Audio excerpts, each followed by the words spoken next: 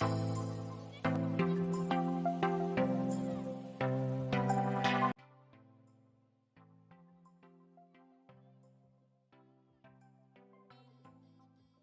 this photo, I took a snapshot of Brenly holding her shopping bags. It's not a terrible photo, but it doesn't really capture a story.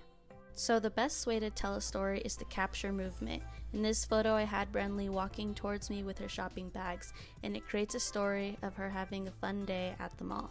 A side tip with this one is to have your subject actually moving. If you want to capture them walking, have them actually walk towards you while you're taking the picture. Don't have them pretend to walk, or else it could look awkward like this.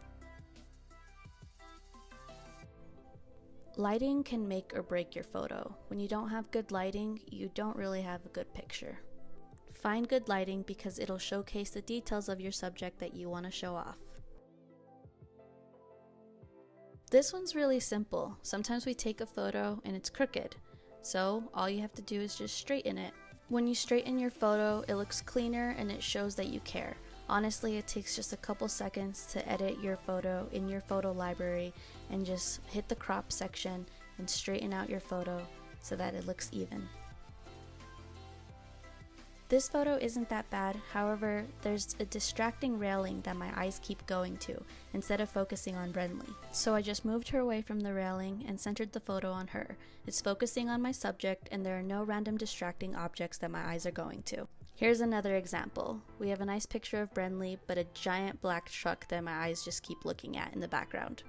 Watch out for your backgrounds and your surroundings. Here we are using the rule of thirds and the background is not very distracting, so we're still focused on her. That leads into positioning your subject. In this photo we have a lot of space above her head and our eyes kind of go to the rocks and the clock that's blurred out in the background. Here, I centered her in the middle of the photo so that our eyes are focused on her and we know exactly what the photo is of.